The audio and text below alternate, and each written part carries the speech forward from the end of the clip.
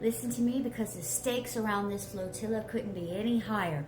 The Global Summit Flotilla, made up of dozens of vessels carrying humanitarian aid and activists, including members of Parliament, NGOs, and even Greta Thunberg, set sail determined to challenge the blockade of Gaza. And for the past 48 hours, the pressure cooker has boiled over.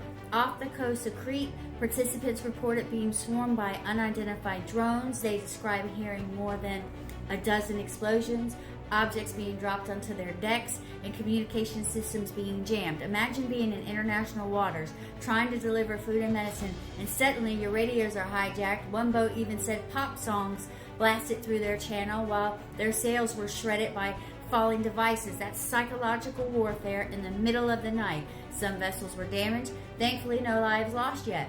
But let's be clear, this was an attack on unarmed civilians in open waters. Now, the flotilla is not alone. Italy immediately condemned the assault and redirected its naval frigate Fasan toward the scene to protect its citizens aboard.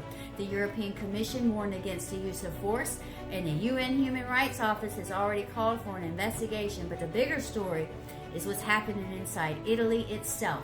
At midnight last night, thousands of Italians walked off the job and shut the country down in a general strike. We're talking ports, trains, buses, public services, dock workers in Genova, Livorno, and beyond, linking arms and blocking access. Grassroots unions calling it bloccacimo.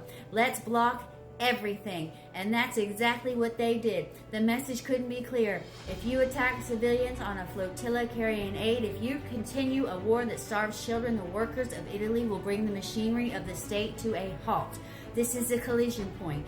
If one side, a flotilla battered by drones, but still pressing forward, refusing to let humanitarian aid be a bargaining chip. On the other, you have a European nation whose people are saying enough is enough, shutting down the ports and transport to show that solidarity means more than hashtags, and hanging over it all, the silence of those who would rather pretend nothing is happening, hoping these boats will just vanish into the sea. But they haven't vanished. They're still out there, sails patched, radios buzzing with interference, waiting for the next move. In Italy's streets, rails, and docks aren't silent.